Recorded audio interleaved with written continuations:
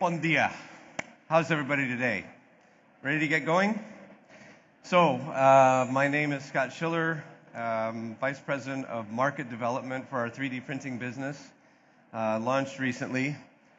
And if you wondered what the term market development means, the idea is we have a vision for what we'd like to see happen with the world of additive manufacturing or 3D printing.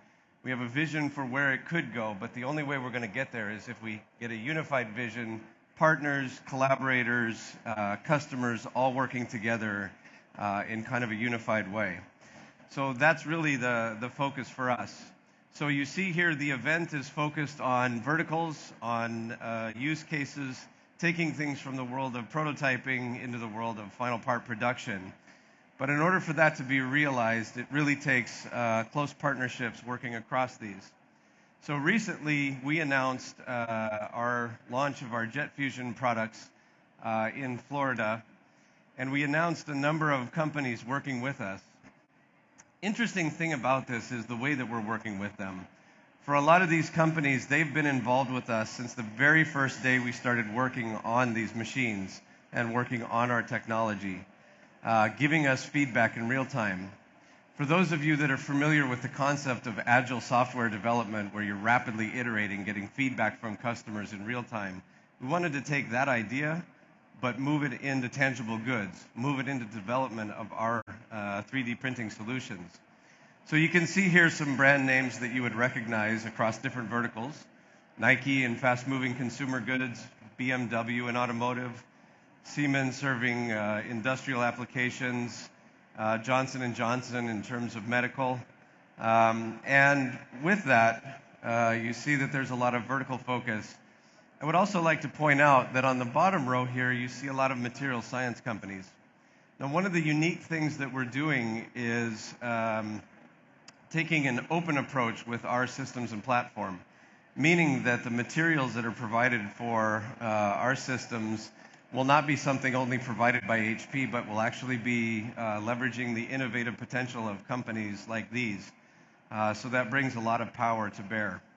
So the net out of all of that is we want to work with the companies that are going to define the future. So talking about the future, we wanted to set the tone for this event. And in discussing this, I thought we'd step back a little bit. In fact, let's step way back. So let's step so far back, let's go back to the last ice age and look at a little bit of history. And as we look back at that history, we can then look forward and see what we can learn from the future, or for the future. So I've recently become really fascinated with the work of a guy named Ian Morris at Stanford University. And he is kind of like Indiana Jones. So he is both an archaeologist as well as a historian. And what he's done is he's established a way of looking analytically at the human condition and how it has changed over time. And he's developed what he calls the Social Development Index. And as you look at this, what you'll see is that the idea of how people are living hasn't changed all that much over time. The definition of Social Development Index is, the ability of a population to control its environment and to control its intellectual development. And you see over this for this long period of time, not much change. And then all of a sudden you see this big, huge change at the end. And what I would have you do is say, think, what is it that drove that change? And a lot of this is really about technology. And in fact, for those of you not already looking at your mobile phones, I would say, take your phone out for a second and look at what's in your hand. What's in your hand is a collection of radios and sensors, as well as an amazing amount of computing power. And you're right now connected to satellites orbiting the planet. And it's giving you lots of information in real time. You have all the information available in the world at your disposal with this one little device. So things are changing really, really rapidly.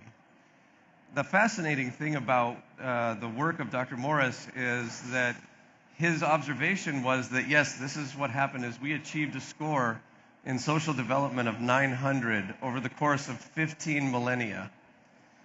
His projection is that by the end of this century, in 2100, we will be at a score of 5,000. So that means that things are going to change very, very, very rapidly. And I think we've all seen some of these trends that are contributing to this.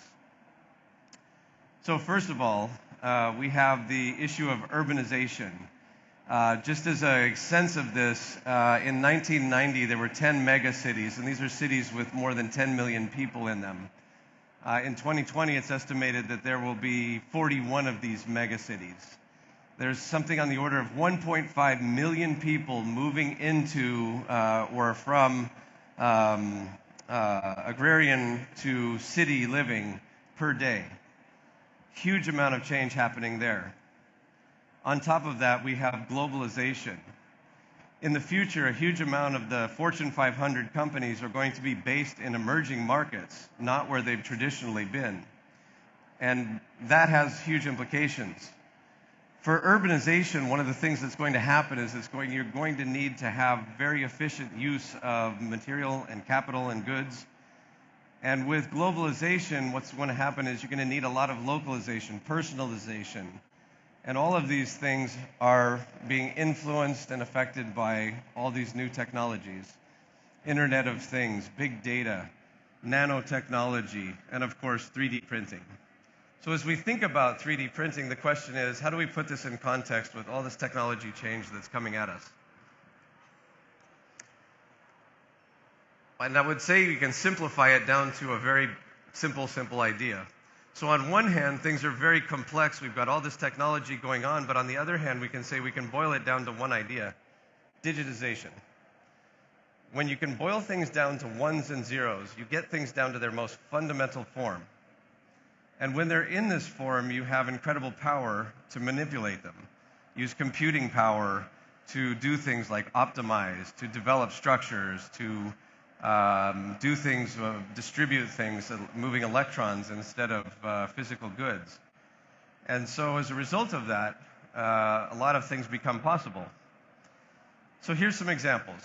If you have something that is developed on the computer and then realized into physical form using additive technology, as you well know, you can do a couple of interesting things. On one hand, you can make things that are personalized, customized, targeted just for you, that is probably something very high value. On the other hand, what becomes possible is to change the fundamental economics of production. And if you look at the trends that we were just describing, faster cycle times, more localization, more personalization, more customization, all of these are trends that are aligned with where things are going in the future. And 3D printing or additive manufacturing is very well aligned with that. Take risk out of the equation. One of the things that's really interesting is that the idea of moving to virtual inventory. In the world of books, this is largely a reality today, where you can order things on Amazon, and many times you'll click on a button on Amazon and it'll say, in stock. But does that mean it's sitting in a warehouse, or does that mean it's in virtual inventory? It's an interesting question. I think in many times what happens is they're produced and fulfilled and sent to you in the same or shorter period of time than it would have taken to pull it out of a warehouse. The difference is that you were able to order it and pay for it before they ever had to produce anything. So all that risk was taken out of the equation. Very, very powerful set of possibilities there. So for HP, our focus as we enter the market, many people were wondering, is it consumer? Are we going to have home printers doing everything? Our focus is really on the commercial side. Automotive, aerospace, consumer goods, healthcare, very much aligned with the focus of the event here today.